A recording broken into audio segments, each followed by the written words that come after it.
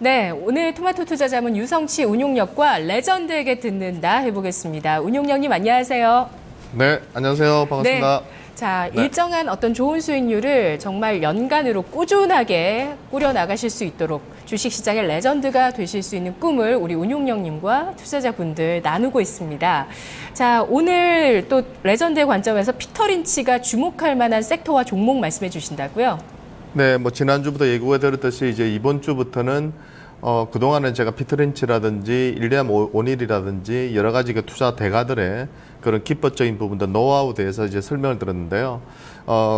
그런 분들이 지금 시점에서 우리 시장에서 어떤 종목을 선택을 한다면 어떤 기업을 선택할지에 대해서 이제 같이 한번 고민해 보는 그런 시간들을 이제 가지려고 합니다. 좀 구체적으로 이제 좀 살펴드리려고 하는데요. 시장은 뭐 지금 그러니까 이 시장을 통해서 제가 추천드리는 기업들은 단기적인 그런 기업들로 보시면 안 될 것 같고요. 좀 더 긴 안목으로 보고 접근하셨을 때 성과를 낼 수 있는 그런 기업들이기 때문에 단타 위주로 하시는 분들은 관심을 두지 마시라 이렇게 말씀을 좀 드릴 수 있겠습니다. 그리고 제가 1임을 운용하고 있는 펀드 매니저이기 때문에 실제로 제가 매매하는 종목들도 물론 추천을 나중에 매도하고 나면 드릴 수 있겠지만 전체적으로는 제가 관심을 가지고 있는 기업 위주로 많이 추천을 드리려고 하니까요. 관심 있게 한번 지켜보시고 무조건 매수할 종목만 추천드릴 것은 아니고요. 정말 이슈가 되는데 아니다고 싶은 그런 기업들은 또 제가 말씀을 좀 드리려고 합니다.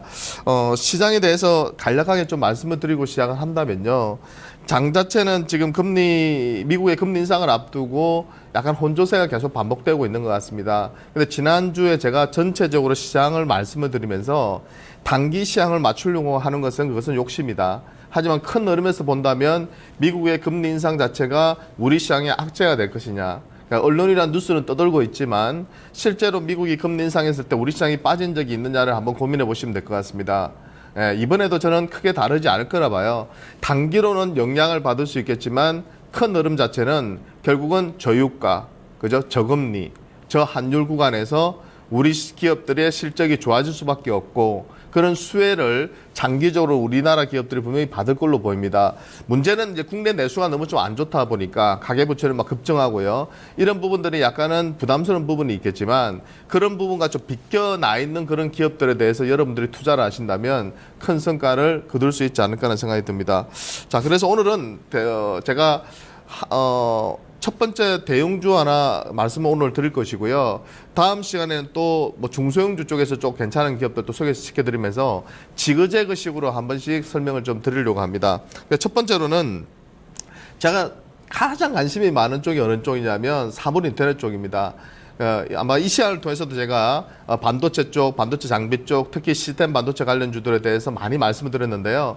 1분기 동안에는 솔직히 상당히 재미가 없었어요. 그런데 특히 4분기 말부터, 4월 말부터 5월 들어서는 지금 폭발적인 상승을 보여주고 있고요. 특히 삼성전자가 평택 공장에 정설한다는 소식이 나오면서요. 그 관련주들이 크게 급등하는 흐름이 연출되고 있습니다. 그래서 그런 개별 종목군들은 제가 이 시간을 통해서 계속해서 유력한 종목들을 소개시켜 드릴 건데요. 오늘 대표적으로 반도체 기업 중에서 삼성전자와 더불어 메모리 반도체 쪽에서 가점적인 체제를 구축하고 있는 하이닉스에 대해서 좀 설명을 드리려고 합니다.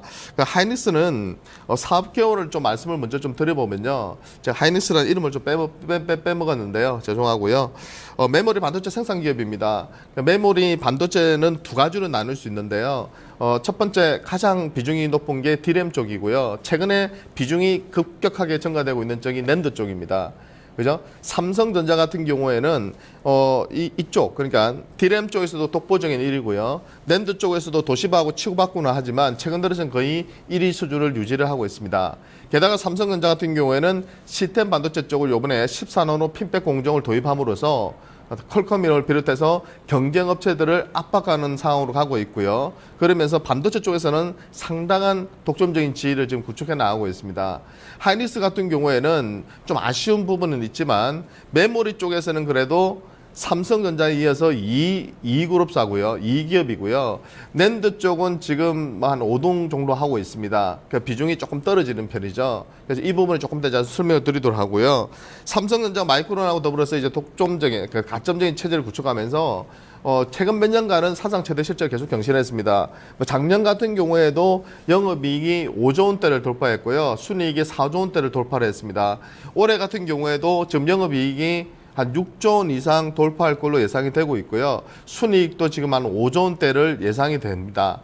그러니까 지금 시가총액 대비해서는 되게 싸게 느껴지는 그런 기업이라고 판단이 됩니다. 근데 참 주식시장이라는 게 웃긴 게요. 아까 방금 전에도 우리 김경훈 원장님께서 퍼에 대해서 말씀을 드렸잖아요. 근데 이런 말씀도 좀 드리고 싶어요. 왜? 이 퍼란 개념은 정적인 개념이 돼서는 안 됩니다. 동적인 개념이 돼야 된다. 그건 뭐냐? 미래의 성장성과 그런 프리미엄을 반영을 해야 되는데 사람의 한계가 그 기업의 성장성을 정확하게 판단하기가 정말 쉽지가 않습니다. 그죠? 근데 시대적인 트렌드와 흐름을 잘 파악하면 한 10번 중에 한 8번은 맞출 수 있다는 거죠. 그죠? 복지 같은 경우는 늘어날 수밖에 없는 구조니까 저것은 되겠구나 하는 느낌이 있잖아요. 그러면서 자료를 수집하면서 실제로 그렇게 매출이 늘고 있고 기업들이 늘어나면 그죠? 퍼가 좀 비싸더라도 용인이 된다는 거죠. 근데 분석해 보니까 일시적인 실적이 좋아서 퍼가 지금 싸 보이고 너무 실적 대비 퍼가 너무 높아 버리면 실체가 없는 퍼는 그거는 안 된다는 거죠. 왜 이런 말씀을 드리냐면 예를 들어서 이 회사가 영업이익을 5조 원을 냈는데 시가총액이 32조예요. 하이닉스 같은 경우는. 그런데 예를 든다면 아모레퍼시픽 같은 화장품 관련주는요. 지금 시가총액이 20조 원을 넘어선 지가 오래됐습니다. 근데 영업이익은 한 5천 원 정도 예상되거든요, 올해. 예. 그렇게 따져보면 어떻습니까? 예. 한 기업은 영업이익 대비해서 한 40배 이상의 그런 고평가를 받고 있고 한 기업은 영업이익이 5조 원인데 한 6배 정도의 평가를 받고 있는 거죠. 이걸 뭘로 설명해야 될까요? 아무리 그 화장품 쪽이 성장성이 있다고 하더라도 그죠? 너무 심한 거 아니냐 이런 생각 드는데 희한하게도 작년도부터 이런 얘기는 계속 나왔지만 화장품 관련주는 계속 급등을 했고 하이닉스는 작년 후반기부터는 정체되어 있는 그런 상황이죠. 이것을 뭘로 우리가 설명할 수 있을까요? 네. 그러니까 수급으로밖에는 설명할 수가 없는 부분이죠. 선택의 문제인 거죠. 기간이 화장품주로 내가 한번 해먹겠다. 이걸로 내가 한번 집중해서 수익을 내겠다. 그러면 투신단부터 시작해서 정권단이 달려들어가지고요 수익을 내는 겁니다. 예. 그런데 아무리 싸도 저 기업은 아직은 안 돼. 또는 ELS 물량이 지금 몇 년 동안에 엄청나게 쌓여 있거든요. 보통 3년 만기로 친다면 3년 전부터 아시다시피 지금 ELS 잔고가 제가 알기로는 60조 원을 돌파한 걸로 알고 있습니다. 그 자금들이 구조가 뭐냐면 풋옵션의 개념이 들어가 있지만 실질적으로는 그 기준 자산 2개를 사는 겁니다. 2개라면 1개도 있고 2개도 있고 3개도 있고 한데요. 5개도 있고 그 조합하기 나름인데 예를 들어서 2개가 많으니까 2개를 하면 그 주식들을 삽니다. 일단은 풋옵션의 개념 빼고 설명드리면 그러면 이걸 나중에는 그죠? 3년 후 만기가 오면 수익률을 예를 들어 13% 확정 수익률을 주겠다 했으면 몇 퍼센트 이상으로 빠지지 않으면 줘야 돼요. 그럼 팔아야 돼요. 그 기업을. 그죠? 그러니까 최근에 우리 코스피 대형주들이 못 가는 이유 중에 하나가 제 판단에서 특히 수출주들이 못 가고 있는데요. 하나가 뭐냐면 이런 부분이 있다는 거죠. 하지만 어느 정도 잔액이 청산이 되고 나면 만기 물량들이 청산이 되고 나면 어떤 식의 움직임이 나옵니까? 갑자기 날아가요. 갑자기. 삼성전기처럼 갑자기 막 50% 100% 날아가 버리고 대형주가 갑자기 막 30% 40% 50% 날아가 버려요. 올해 초에 그 중국 관련주들처럼 그런 흐름이 나타났다가 또 쭉 올라가잖아요. 또 구조가 뭡니까? 많이 올라가면 또 물량을 매도를 하는 그런 구조가 돼 있어요. 그러니까 또 매도하고 또 내려오고 올라가고 내려가고 그러니까 계속 대형주들이 좀 박스권에서 왔다 갔다 하는 그런 흐름이 반복되고 있는 거죠. 근데 올해 가지는 않을 걸로 판단되지만 그런 과정에서 기업들의 펀더멘탈 실제적인 밸류에이션이 왜곡받는 경우가 상당히 많다는 거죠. 근데 이런 부분을 이겨낼 수 있는 방법은 뭘까요? 단타로는 이겨낼 수가 없어요. 지칩니다. 결국은 중장기 투자를 해야 돼요. 근데 우리나라 투자 문화가 어떻습니까? 기관들이나 투신단이나 정권단이나 이런 쪽에서 솔직히 장기 투자 잘 안 하죠. 네. 왜? 펀드 매니저들이 팔이 목숨이다 보니까, 정권사 직원들이 팔이 목숨이다 보니까 빨리 성과를 내지 않으면요, 기다려주지를 않습니다. 제가 1임을 운영을 하고 있잖아요. 한 6개월 정도를 운영을 하면요, 조금만 손실 나거나 빨리 수익이 안 나면요, 막 괴롭힙니다, 저를. 그럼 저하고 이제 안 맞다고 제가 뭐 해지를 권유해드리기도 하는데요. 문제는 뭐냐, 그러고 나서 보통 견뎌내지 못하신 분들이 바로 그 종목들이 그때가 바닥이고 그 이후로 막 상한가 랠리가 펼쳐집니다. 예, 그런 경우를 허다하게 많이 봤거든요.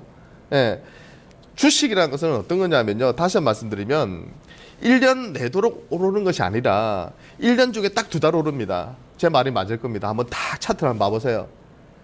더블로 오르는데 한 달도 안 걸려요. 10,000원짜리가 20,000원 되는데 한 달이 안 걸린다니까요. 50% 오르는 것이 딱 이틀 상한가 치면 40% 50% 올라버립니다.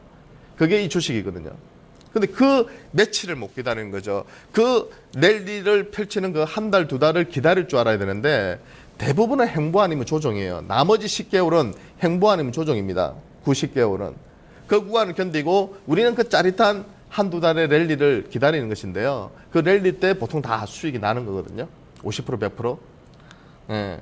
그래서 그런 랠리를 기다릴 수 있어야 된다. 그러려면 단타보다는 여러분들이 중장기 투자 문화에 좀 익숙해져야 해요.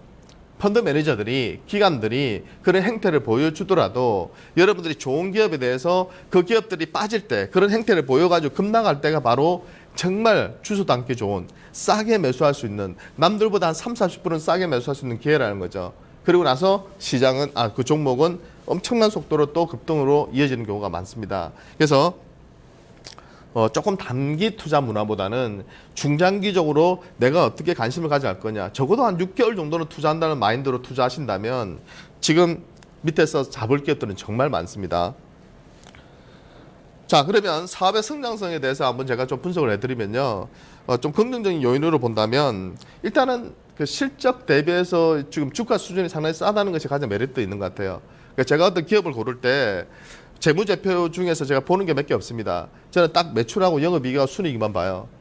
근데 그 숫자가 중요한 게 아니라 성장성, 2013년도, 14년도, 15년도 이렇게 계속해서 매출과 영업이익이 늘어나고 있느냐가 제일 중요합니다. 계절적인 부분이 크기 때문에 전 분기 대비보다는 전년 동기 대비해서 얼마만큼 늘어났느냐를 비교하시면 돼요. 그리고 전체 연간으로 매출과 영업이익이 늘어난다면 그 기업은 상당히 매력적인 기업이라고 보시면 돼요. 개별 종목들은 더욱 심합니다. 대형주들, 삼성전자나 하이닉스나 뭐 롯데케미칼이나 LG화학이나 현대중공업이나 뭐 이런 또는 CJ제일제당이나 이런 기업들은 뭐 매출의 영업이익이 뭐 몇십 프로씩 늘어나기가 쉽지가 않습니다. 하지만 개별주들이죠. 스몰캡이나 개별주들은요. 매출과 영업이익이 20%, 30%는 기본이고요. 어떤 기업들은 50% 이상씩도 성장하는 기업들이 많아요. 그런 기업들은 주가가 쫙 완전히 그죠, 우상향 각도가 상당히 예리하게 오르는 경우가 많습니다. 그게 스몰캡주들의 메리트거든요. 예, 대형주는 몇 배 먹을 수 없지만 이 중소형주들이나 스몰캡주들은요 정말 좋은 기업을 시대적인 흐름에 맞는 기업을 잘 선택하시면 몇 배 먹는 거 어렵지 않습니다. 예, 4배, 5배 이상도 장기적으로는 1년, 2년 안에 먹을 수도 있거든요. 수익을 낼 수 있거든요. 그렇기 때문에 여러분들께서는 종목을 고르실 때 첫 번째는 무조건 매출과 영업이익이죠. 늘어나고 있는 거. 턴어라운드 기업들을 찾는 분들도 많으신데요. 적자 기업이 이제 흑자로 전환되는 걸 사면 대박 날 것 같으니까. 근데 언제 흑자 전환될지가 쉽지가 않잖아요. 예, 먼저 들어갔다는 크게 물리니까. 그러니까 그런 기업들은 위험해요. 네, 먹고 싶어도 그런 기업들은 수익 내기가 쉽지가 않으니까 하지 마시라. 실패 확률이 높다. 네, 오히려 추세적으로 계속 실적이 좋아지는 기업들이 좋아요. 왜? 예측하기가 편하고 이런 기업들이 꾸준히 갑니다. 아시겠죠? 네, 그런 기업에 대해서 좀 관심을 두시고요. 그래서 하이닉스는 내년도까지도 지금 매출과 영업이익이 늘어나는 그런 가이던스가 나오고 있기 때문에요. 이런 부분은 괜찮은 부분이고, 그 다음에 올 하반기 드램 20나노 초반대 진입 예상이 되니까요. 이 부분 중요합니다. 이 부분이 제일 중요한 것 같아요. 따라잡는다면 제가 볼 때 올 하반기부터 하이닉스는 랠리를 펼칠 가능성이 높습니다. 그리고 3D랜드하고 SSD 시장에 진입이 지금 예정되어 있는데요. 이쪽은 지금 이제 막 적자에서 이제 흑자로 전환되는 구도로 가는 거기 때문에 올 하반기 특히 내년도부터 먹거리가 될 걸로 판단됩니다. 사물 인터넷 시장의 핵심 수혜주로서 반도체주로서 부각이 되고요. 단지 단점이라면 스마트폰 시장의 성장이 둔화되고 있다는 거.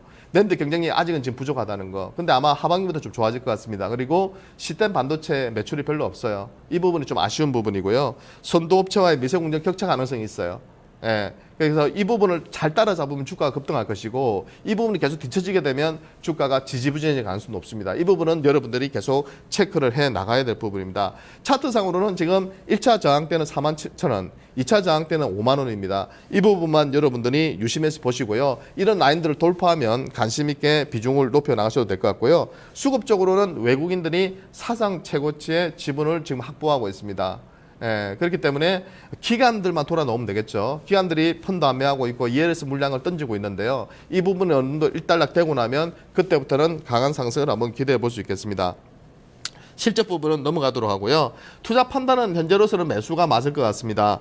일단 향후 반도체 시장의 성장성을 고려해 볼 때 미세 공정 격차만 잘 줄여준다면 충분히 투자할 수 있는 시가총액 매력적이라고 보이고요. 시총이 최소 한 6만에서 8만 정도를 적정 주가로 보시면 될 것 같아요. 그래서 올해 순이익이 5조 원 감안 시에 현재 시가총액이 32조 원대인데요. 한 30% 정도는 저평가받고 있는 판단되고 퍼 한 800 감안 시에 한 시가총액 한 40조. 퍼 10배 감안세 시가총액이 한 50조 정도 되니까요. 이것을 주가로 산정해 본다면 6만에서 8만 정도 보시고 접근하시면 괜찮으실 것 같습니다. 감사합니다.